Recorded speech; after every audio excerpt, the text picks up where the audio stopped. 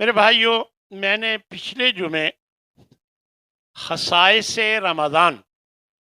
رمضان المبارک کی چند خصوصیات آپ کے سامنے رکھی تھیں کہ رمضان المبارک نزول قرآن کا مہینہ ہے، جہنم سے آزادی کا مہینہ ہے، جنت کا دروازہ اس مہینے میں کھول دیا جاتا ہے، جہنم کا دروازہ اس مہینے میں بند کر دیا جاتا ہے، اور سرکش شیاطین کو جکڑ دیا جاتا ہے۔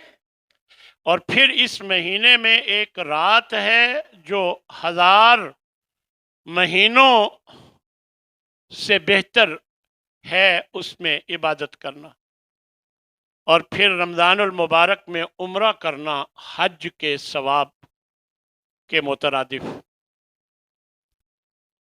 اسی طرح میں نے رمضان المبارک میں ضروری اعمال کا ذکر کیا تھا، اس میں نے آپ کو صرف روزے کے بارے میں بتایا تھا کہ روزہ جو ہے یہ اللہ تبارک و تعالی اس کا جو بھی رمضان المبارک میں روزے رکھتا ہے ایماناً واحتساباً، اپنے ایمان اور عقیدے کو ٹھیک کر کے اور اللہ سے ثواب کی نیت سے، امید سے، تو اللہ تبارک و تعالی اس کے گناہوں کو معاف فرما دیتا ہے۔ آج میں جو رمضان المبارک میں باقی اعمال ہیں آج ان کا ذکر کروں گا۔ اور ویسے میں نے روزے کے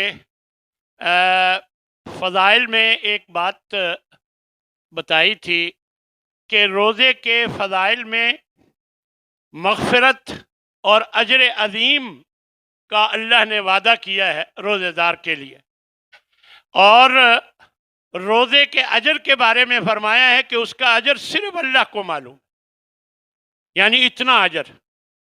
اور روزے کو ڈھال کہا گیا ہے، روزہ رکھنے سے انسان گناہوں سے، غلطیوں سے، کوتاہیوں سے بچ جاتا ہے، اس طرح روزہ ڈھال۔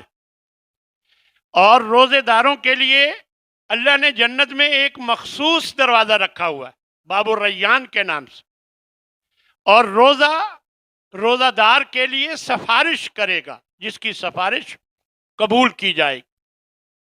اور روزہ دار کے منہ سے جو بو آتی ہے روزے کی وجہ سے، تو وہ اللہ کے نزدیک کستوری سے بھی زیادہ عزیز ہے۔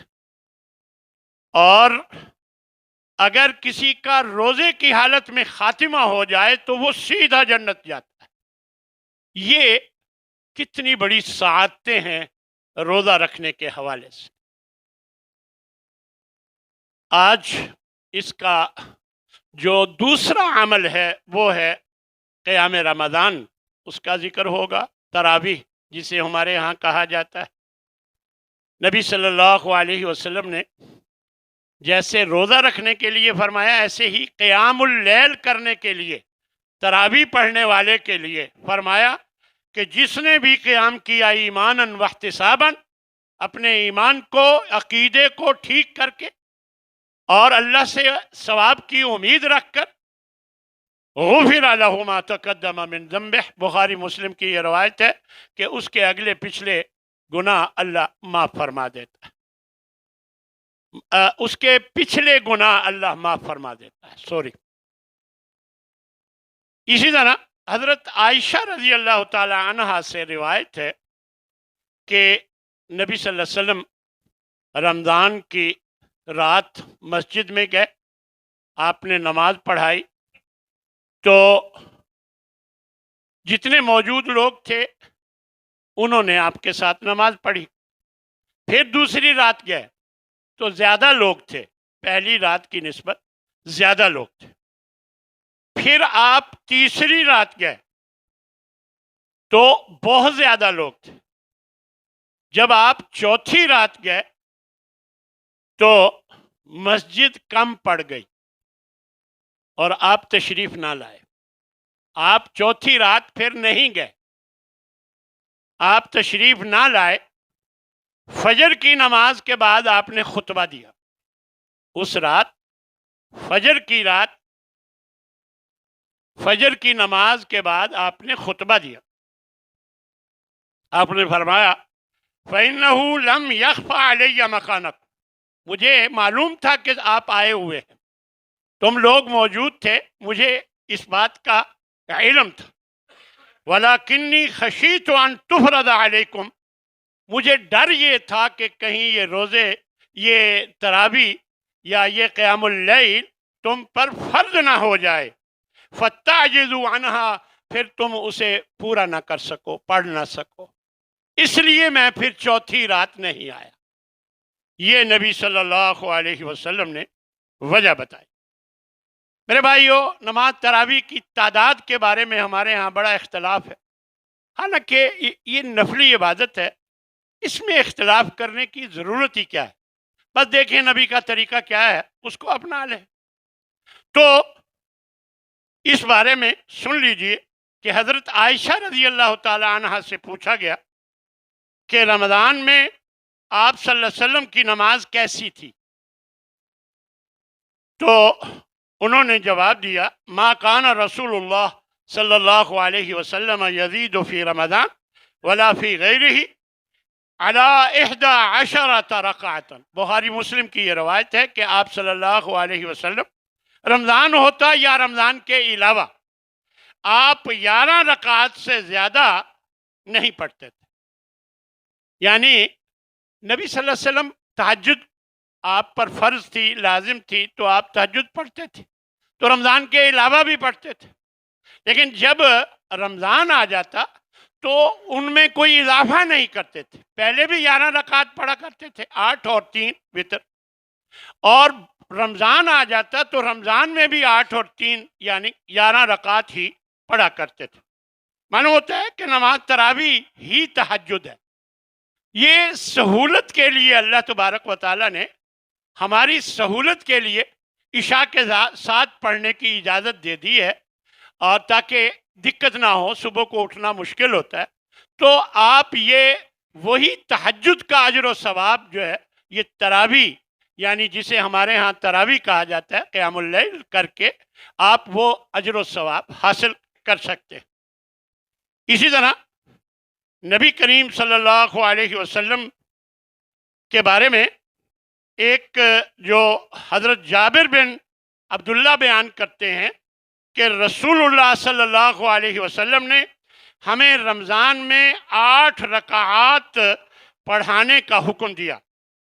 یہ حضرت ابی بن کعب کو بھی اور حضرت تمیم داری، ان دونوں کو یہ حضرت عمر رضی اللہ تعالی عنہ نے ان دونوں کو، حضرت ابی بن کعب اور تمیم داری، ان دونوں کو 11 رکعات پڑھانے کا حکم دیا. یہ موطا امام مالک اور ابن ابی شیبہ میں ہے. یہ حضرت عمر نے، اور نبی صلی اللہ علیہ وسلم سے یہ ہے کہ ہمیں 8 رکعات نماز وتر کے ساتھ 3 اور پڑھایا کرتے تھے. یعنی ہمیں 8 رکعات نماز اور وتر جو کہ 3 ہوتے تھے، آپ صلی اللہ علیہ وسلم پڑھایا کرتے تھے. یعنی یہ حضرت جابر بن عبداللہ بیان فرماتے. اور حضرت عمر کے بارے میں آتا ہے کہ انہوں نے حضرت ابی بن کعب اور حضرت تمیم الداری، ان دونوں کو 11 رکعت، کیونکہ یہ جماعت کرواتے تھے اپنے اپنے علاقوں میں، تو 11 رکعت پڑھانے کا حکم دیا تھا. اور حضرت جابر رضی اللہ تعالی عنہ کی جو روایت ہے وہ اس میں جو ہے یہ ہے کہ اللہ کے نبی ہمیں جتنی دفعہ پڑھائی وہ 8 رکعت پڑھائیں، اور اس کے ساتھ 3 وتر، یعنی وتر پڑھائے. وہاں 3 کا ذکر نہیں ہے، لیکن وہ 3 ہی وتر عموماً پڑھا کرتے تھے. معلوم ہوا کہ آپ کی رمضان المبارک اور دیگر مہینوں میں رات کی جو نماز تھی وہ 11 رکعت تھی. یعنی یہ بالکل واضح ہے. اور 11 رکعت ہی صحابہ کو آپ نے ان کی جماعت کروائی، اور حضرت عمر نے بھی 11 رکعت ہی کا حکم دیا اپنے 2 صحابی جو امامت کرواتے تھے۔ نبی کریم صلی اللہ علیہ وسلم کی اس حدیث سے ایک وضاحت میں چاہوں گا، جو کہ ایک روایت امام موطا امام مالک میں لائے ہیں۔ وہ اثر، صحابی کے قول کو اثر کہا جاتا ہے۔ صحابی کا جو قول ہو اس کو اثر کہا جاتا ہے۔ اس اثر میں یزید بن رومان بیان کرتے ہیں، یہ موطا امام مالک میں ہے، ایک اثر ہے یعنی صحابی کا قول ہے۔ اس میں یزید بن رومان بیان کرتے ہیں کہ عہد عمر میں لوگ 23 تراویح پڑھا کرتے تھے۔ یہ الفاظ ہیں، عہد عمر میں لوگ 23 تراویح پڑھا کرتے تھے۔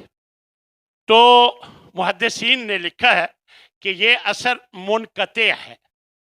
منقطع کیوں ہے؟ فرمایا کہ یزید بن رومان جو کہہ رہے ہیں کہ عہد عمر میں تراویح 23 رکعت پڑھا کرتے تھے، کہ یزید بن رومان نے عہد عمر پایا ہی نہیں، یعنی وہ حضرت عمر کے زمانے میں تھے ہی نہیں، وہ بعد کے آدمی ہیں، انہوں نے کہیں سے سنا اور بیان کر دیا۔ تو اس طرح یہ حدیث منقطع ہے، اور اگر مان بھی لیا جائے، صحیح بھی مان لی جائے، تو حضرت عمر حکم دے رہے ہیں 11 رکعت پڑھانے کا 2 صحابیوں کو، تو ان کے حکم کا اعتبار ہوگا، ان کے عہد میں کیا ہو رہا ہے اس کا اعتبار نہیں ہوگا۔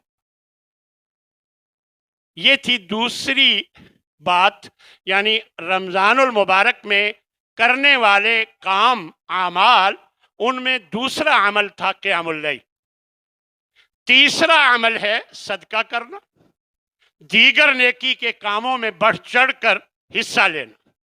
حضرت ابن عباس رضی اللہ تعالیٰ عنہ، حضور صلی اللہ علیہ وسلم ہمارے لیے نمونہ ہے، تو آپ صلی اللہ علیہ وسلم کے بارے میں وہ فرماتے ہیں کہ کان النبی اجود الناس بالخیر، نبی صلی اللہ علیہ وسلم خیر کے کاموں میں سب سے زیادہ آگے ہوتے، سب سے زیادہ سخاوت کرنے والے ہوتے، باقی مہینوں سے زیادہ رمضان المبارک میں۔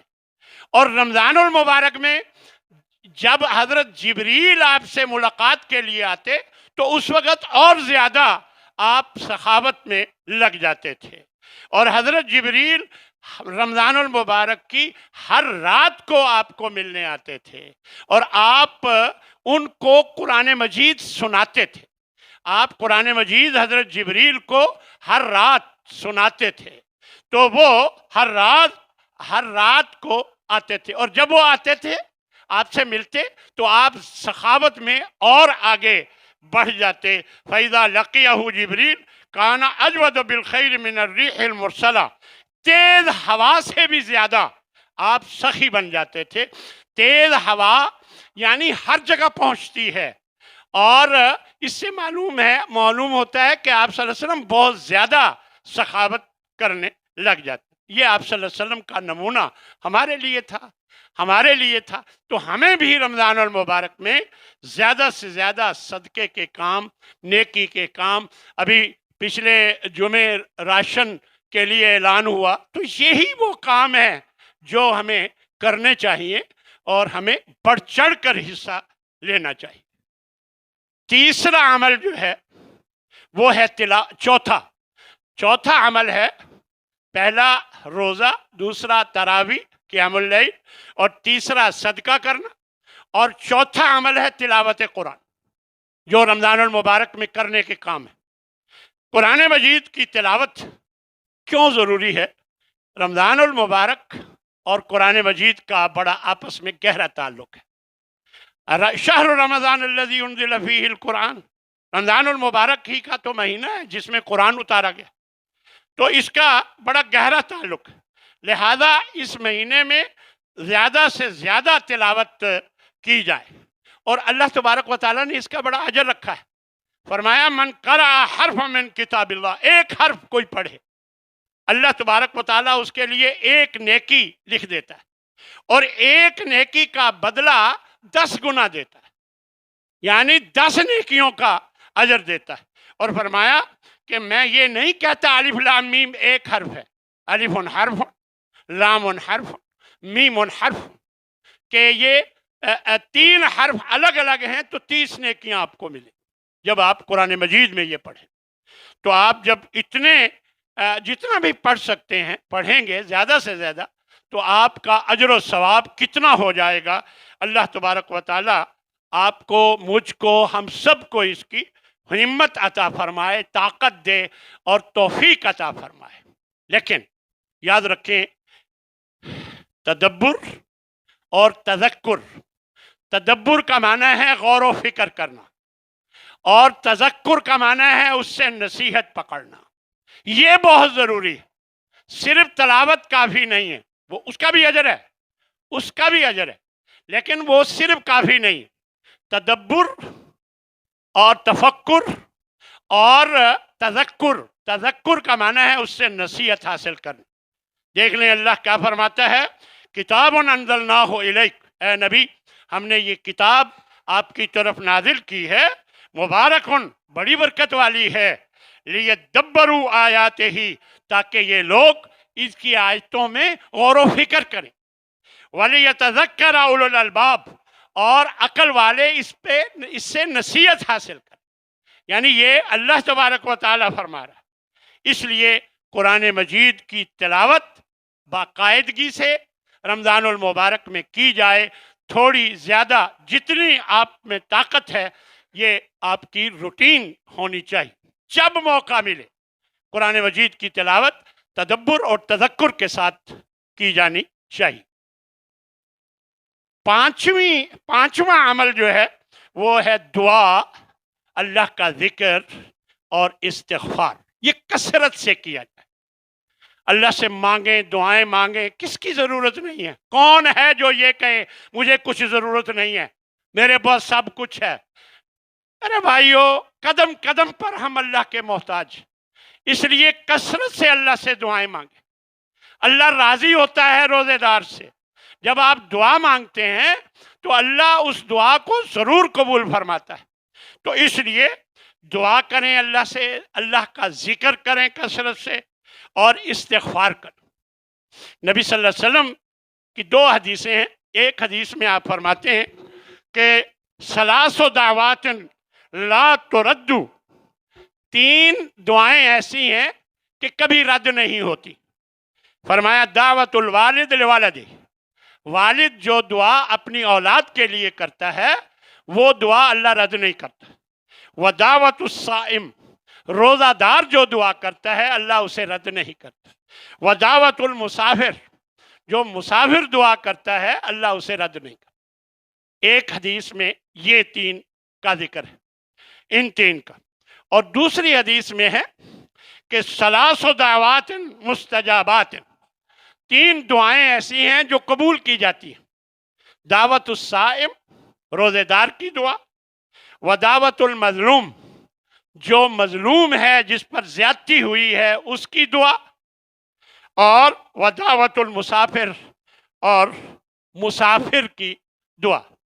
تو اس طرح دعائیں آپ کریں، اور خاص طور پر جب آپ روزے سے ہوں اس وقت کی دعا اللہ کے ہاں قابل قبول۔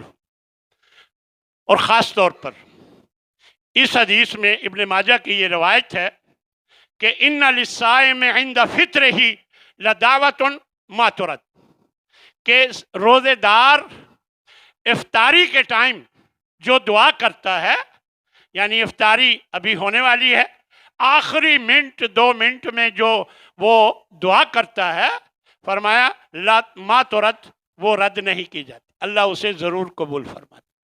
تو یہ خاص وقت ہے جو بتایا گیا ہے افطاری کے ٹائم۔ تو میرے بھائیو، یہ وہ کام ہیں ہمیں رمضان المبارک میں اپنی عادت بنانی چاہیے، یعنی ہمارے انگ انگ میں یہ شامل ہونے چاہیے۔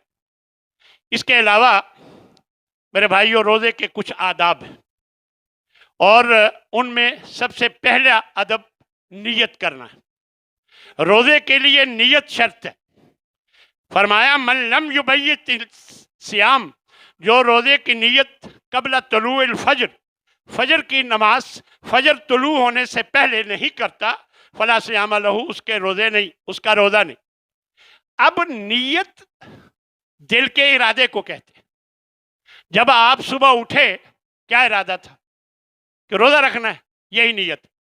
اب اس کے لیے جو ہمارے ہاں دعا رائج ہے، وَبِصَوْمِ غَدٍ نَوَيْتُ مِن شَهْرِ رمضان، ہندوستان میں بیٹھ کر کچھ علماء نے اس دعا کو بنایا اور مقرر کر دیا کہ یہ پڑھی جائے۔ اب دیکھیں، آپ غور کریں اس کے ترجمے پہ۔ میں کل کے روزے کی نیت کرتا ہوں، رمضان المبارک کے، وَبِصَوْمِ غَدٍ، غدن ٹمارو، کل کو کہتے، یعنی گویا روزہ میں آج رکھ رہا ہوں اور نیت کل کے روزے کی کر رہا ہوں، یعنی بیٹھ کر خود بنائی ہوئی چیز غلطی رہ گئی۔ تو اس لیے جب یہ بتایا گیا نا، تو انہوں نے غدن کے الفاظ ختم کر دیے۔ بعض لوگوں نے جو پڑھے لکھے لوگ تھے، جب انہیں بتایا گیا کہ یہ معنی ہی غلط بنتا ہے، تو انہوں نے اس کو حذف کر دیا۔ وَبِصَوْمِ غَدٍ کہنے کی بجائے من رمضان، بس رمضان کے روزے کی نیت کرتا ہوں، یوں اسے کر دیا۔ یعنی بجائے اس کے کہ یہ الفاظ زبان سے ادا کرنا ضروری نہیں یہ بتایا جائے، تو انہوں نے یہ نہیں بلکہ غدن کے لفظ ہٹا دی۔ تو بتانا یہ ہے کہ نیت دل کے ارادے کو کہتے ہیں۔ نماز بھی، اس میں بھی ارادہ ضروری ہے۔ وضو ایک عبادت ہے، ہر عبادت میں جو ہے وہ نیت ضروری ہے۔ وضو عبادت ہے، اس میں بھی ضروری ہے نیت۔ تو زبان سے ادا کرنا ضروری نہیں، دل کے ارادے کو ہی نیت کہا جاتا ہے۔ دوسری چیز وہ ہے سحری کھانا۔ یہ حضرت انس بن مالک رضی اللہ تعالی عنہ کی روایت ہے کہ آپ فرماتے ہیں صلی اللہ علیہ وسلم، تسحروا، سحری ضرور کھایا کرو۔ دیکھیں، جس فعل میں، کیونکہ میں استاد ہوں اس لیے میں یہ بات سمجھاتا ہوتا ہوں کہ جس فعل میں تا اور شد ہو، جس فعل میں تا اور شد ہو، اس فعل کو اہتمام سے کرنے کا مفہوم ہوتا ہے۔ یعنی تکبر تا اور شد ہے، یعنی وہ اہتمام سے بڑا بنا، تھا نہیں، اہتمام کر کے بڑا بنا۔ تکبر، توکل، اہتمام سے اللہ پر بھروسہ کیا۔ اسی طرح تکلف، اہتمام سے تکلیف کی۔ تو یہاں ہے تسحروا، یعنی اہتمام سے سحری کھاؤ۔ یہ نہیں ہے کہ سستی کر جاؤ، اگر موقع مل گیا تو ٹھیک، نہیں تو کوئی بات نہیں، نہیں، فرمایا تسحروا، سحری ضرور کھاؤ، فإن فی السحور برکہ، اس لیے کہ اس سحری کھانے میں برکت ہے، اللہ تعالیٰ اس میں برکت ڈال دیتا ہے۔ آپ جب سحری کھا لیتے ہیں تو اللہ آپ کے اندر انرجی ایسی پیدا کر دیتا ہے کہ شام تک آپ کا گزارا ہو جاتا ہے۔ تو یہ ضروری ہے۔ اسی طرح یہ بخاری مسلم کی روایت، اور ایک اور روایت میں آتا ہے السحور کلہ برکہ، سحری تھوڑی ہو زیادہ ہو، ساری کی ساری برکت ہی برکت۔ فلا تدعوہ، اسے مت چھوڑو، ضرور کھاؤ۔ وَلَوْ أَنْ يَجْرَعَ أَحَدُكُمْ جُرْعَةً مِّن مَّاءٍ، اگرچہ ایک گھونٹ پانی کا ہی۔ بعض اوقات بندہ لیٹ اٹھتا ہے، اذانیں ہو رہی ہوتی ہیں، وقت نہیں ہوتا، تو ایک گھونٹ پانی کا پی لے، ایک یعنی تھوڑا سا، تاکہ سحری ہو جائے اور روزہ رکھ لے۔ ہو جاتا ہے بعض اوقات ایسے موقعوں پر زیادہ لیٹ اگر نہیں ہے، اذانیں ہو رہی ہیں، تو آپ دیر سے اٹھیں تو آپ ایک گھونٹ پانی پئیں اور روزہ رکھ لیں، تو یہ جائز ہے۔ اللہ تعالیٰ اسی میں برکت ڈال دے گا کہ شام تک آپ کا گزارا ہو جائے گا۔ اور ایک روایت میں آتا ہے فإن اللہ عز وجل وملائکتہ یصلون علی المتسحرین، جو سحری کھانے والے ہیں اللہ ان پر رحمتیں بھیجتا ہے اور فرشتے ان کے لیے رحمتوں کی دعا کرتے ہیں۔ یہ احمد ترغیب و ترہیب شیخ البانی کی، اس میں یہ حدیث موجود ہے۔ اسی طرح سحری تاخیر سے کھانی چاہیے۔ تاخیر کا مطلب یہ ہرگز نہ سمجھیں کہ بعد میں لیٹ کر کے کھانی چاہیے، آخری وقت میں کھانی چاہیے۔ یہ نہیں ہے کہ 3:30 بجے ہیں، آپ کی جاگ کھلی، گھر والے سحری تیار کر رہے ہیں، اب دے میں کھا لوں، کھا کر پھر سو گئے. نہیں، آخری وقت میں سحری کھانی، یہ سب سے بہترین سحری کا وقت ہے، آخری وقت. اگر غسل واجب ہو، نہانا ضروری ہو تو وقت کم ہو. اگر وقت ہے تو آپ نہا لیں اور پھر سحری کھائیں. اور لیکن اگر وقت کم ہے اور آپ اگر پہلے سحری کھا لیں اور بعد میں نہا لیں تو یہ بھی جائز، اس میں کوئی حرج کی بات نہیں. البتہ آتا ہے کہ وضو بندہ کر لے اور سحری کھا لے، وضو کر لے اور سحری کھا لے، نہانے کا عمل بعد میں کر لے. تیسرے نمبر پر روزے کے آداب کے حوالے سے جھوٹ بولنا، بہتان ترازی کرنا، غیبت، گالم گلوچ، تان تشنی، ان سب غلط کاموں سے بچنا چاہیے روزے کی حالت میں. کیونکہ اللہ کے نبی فرماتے ہیں من لم یدع قول الزور والعمل بہ، جھوٹ اور جھوٹ پہ عمل کرنے سے اگر کوئی نہیں بچتا، جھوٹ کو نہیں چھوڑتا، اس پر عمل کرنا، جھوٹ پر نہیں چھوڑتا، فَلَيْسَ لِلَّهِ حَاجَةً أَن يَدَعَ طَعَامَهُ وَشَرَابَهُ، اللہ کو کوئی ضرورت نہیں کہ وہ اپنا کھانا پینا چھوڑ دے، وہ سارا دن بھوکا پیاسا رہے، اللہ کو کوئی ضرورت نہیں اگر وہ جھوٹ بولنا اور دوسرے غلط کاموں سے نہیں بچتا. فرمایا لَيْسَ الصِّيَامُ مِنَ الْأَكْلِ وَالشُّرْبِ، کھانے پینے سے رک جانا یہ روزہ نہیں ہے. انما الصیام من اللغو والرفث، اصل روزہ جو ہے بےہودگی اور بے حیائی کے کاموں سے بچنے سے. فَإِذَا صَابَّكَ أَحَدٌ أَوْ جَهِلَ عَلَيْكَ، اگر کوئی تجھے گالی دے یا تیرے ساتھ کوئی بدتمیزی کرے تو تو یہ کہہ دے انی صائم، میں روزے سے ہوں، انی صائم، او بھائی میں روزے سے ہوں. اگر بہت ہی غصہ ہو تو بندہ کہہ سکتا ہے اچھا میں روزے سے ہوں، نہ ہوتا تو تجھے بتاتا، چلو اتنا کہہ سکتا، اس سے زیادہ بس میں روزے سے ہوں یہ کہے.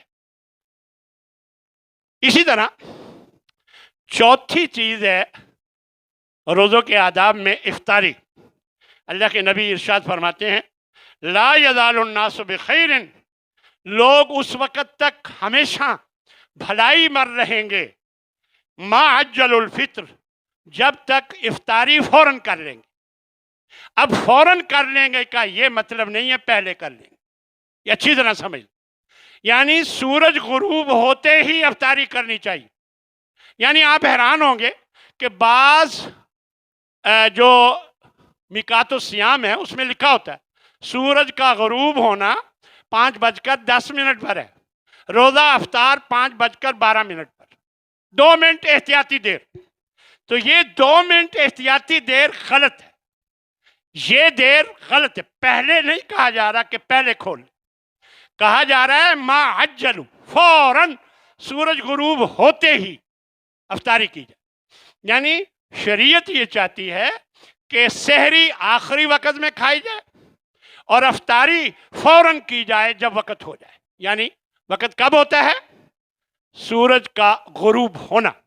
اور سورج کے غروب ہونے کی ٹائمنگ آج کل محکمہ موسمیات والے بتاتے ہیں، وہ بالکل صحیح، ان کے اندازے صحیح ہوتے ہیں، تو اس کے مطابق آپ کر لیں. احتیاطاً 1 منٹ لیٹ کرنا یہ میں نہیں سمجھتا کہ شریعت میں اس کی کوئی گنجائش ہے. اس لیے ہمیں فوراً افطاری کر لینی چاہیے. نبی صلی اللہ علیہ وسلم کی عادت مبارکہ تھی کہ آپ افطاری تازہ کھجور سے کرتے تھے. اگر میسر نہ ہوتی تو پرانی کھجور، خشک کھجور جیسے ہمارے ہاں ملتی، ورنہ پانی سے. یہی نبی صلی اللہ علیہ وسلم کا طریقہ ہے. افطاری کے وقت کی جو دعا ہے وہ افطاری کرنے کے بعد یہ دعا پڑھی جائے ذہب الظمأ، پیاس چلی گئی، وابتلت العروق، آنتیں تر ہو گئی، وثبت الاجر انشاءاللہ، اور اجر بھی انشاءاللہ پکا ہو گیا. یہ اور اللہم لک صمت وعلی رزقک افطرت بھی ایک روایت میں یہ دعا موجود ہے. وہ پہلے پڑھ لی جائے اور افطاری کے بعد یہ پڑھ لی جائے، یعنی یہ کھانے کے بعد. اور وَبِكَ آمَنْتُ وَعَلَيْكَ تَوَكَّلْتُ کے الفاظ حدیث میں نہیں ہیں. جہاں اللہم لک صمت وعلی رزقک افطرت ہے، یہ حدیث ثابت ہے، لیکن وَبِكَ آمَنْتُ وَعَلَيْكَ تَوَكَّلْتُ یہ الفاظ حدیث میں موجود نہیں. کچھ مسائل بھی آپ کو معلوم ہونے چاہیے کہ بھول کر کھا پی لینے سے روزہ نہیں ٹوٹتا. اور دیکھیں جب یاد آیا اسی وقت پھٹ بند ہو کر دیں، اور اگر منہ میں کچھ ہے تو اسے نکال دیں، یعنی یاد آنے کے بعد اندر نہیں ڈال بس. اور اس سے پہلے جو کچھ ہو چکا اللہ اسے معاف کرے گا. من ذرعہ القیء، جس کو خود بخود قے آ جائے، فلیس علیہ القضاء، اس کے ذمے وہ روزہ نہیں ہے، یعنی اس کا روزہ نہیں ٹوٹا. خود بخود قے آ جائے تو روزہ نہیں ٹوٹتا. ہاں جی. وَمَنِ اسْتَقَاءَ، جو خود قے کروائے اپنے آپ کو انگلی ڈال کر، جو خود قے کرے عامدن جان بوجھ کر، فَلْيَقْضِ، اسے چاہیے کہ وہ اس کی جگہ اور روزہ رکھے، اس کا روزہ ٹوٹ گیا. تو یہ احمد کی روایت. مسواک کرنا، تیل، خوشبو، سرما، آنکھوں میں دوائی ڈالنا، ان چیزوں سے روزہ نہیں ٹوٹتا. اگر احتلام ہو جائے تو نہانا ضروری ہے، روزہ نہیں ٹوٹے گا.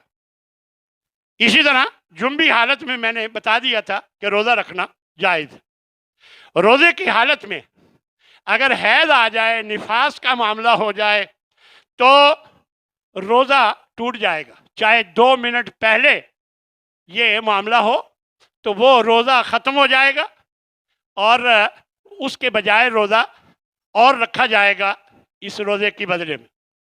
اسی طرح بیمار، عمومی بیمار، مسافر، بوڑھا، حاملہ عورت، دودھ پلانے والی، اگر روزے کے وقت میں یعنی رمضان آ گیا روزہ نہیں رکھ سکتی، بیمار، بوڑھا، مسافر، حاملہ عورت اور دودھ پلانے والی روزہ نہیں رکھ سکتی تو اسے رخصت ہے، لیکن وہ دوسرے وقت میں روزہ رکھ لے. اور اگر بہت بوڑھا ہے، انتہائی بوڑھا ہے، اور بیمار ایسا بیمار ہے جس کے ٹھیک ہونے کا بظاہر امکان کم نظر آتا ہے، تو وہ فدیہ دے گا. اب یہ نہیں ہے کہ آپ روزہ بعد میں رکھ سکتے ہو فدیہ دینا شروع کر دیں، نہ، فدیہ وہ دے جو بعد میں اس کے روزے رکھنے کا امکان ہی نہ، وہ فدیہ دے.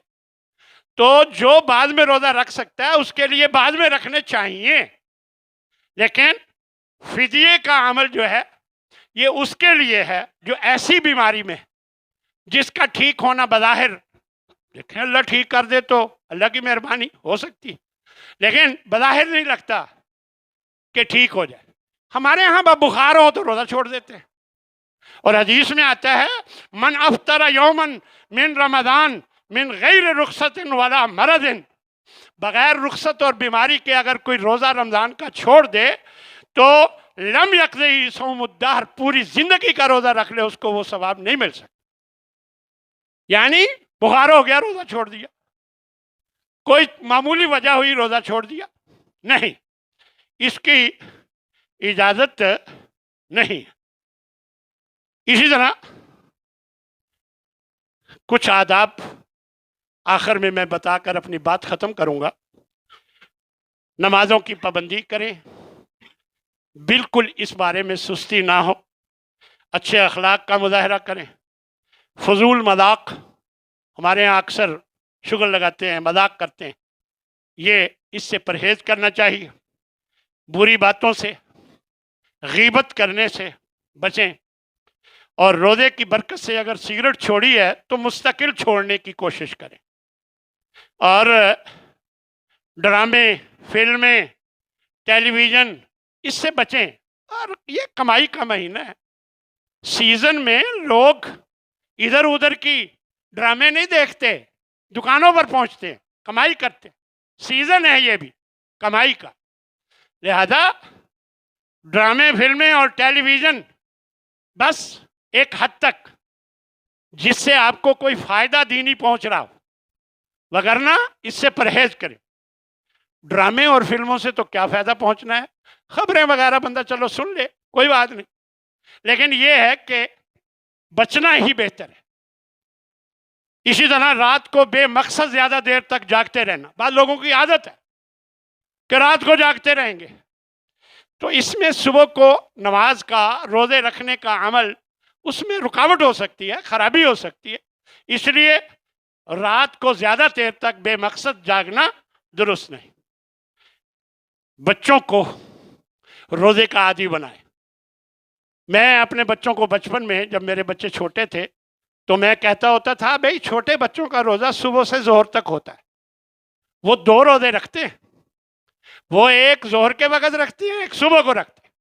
اب ان کے ذہن میں روزے کا تصور ڈال دیا. اب صبح سے ظہر تک کچھ نہیں کھایا، ظہر کو کھلا دیا، پلا دیا، شام تک پھر افطار باقی لوگوں کے ساتھ بیٹھ کر وہ کھا لے گا، پی لے گا. تو اس انداز میں بچوں کو عادی بنائیں تاکہ وہ بھی روزہ رکھیں اور بڑے ہو کر روزہ رکھنے کے وہ عادی بنیں. صدقات اور اللہ کی راہ میں جو بھی آپ خرچ کر سکتے ہوں زیادہ سے زیادہ کرنے کی کوشش کریں، اور روزے کا جو حق ہے، جو تقاضا ہے، اسے پورا کرنے کی کوشش کریں. اللہ مجھے بھی اور آپ سب کو اس کی توفیق عطا فرمائے.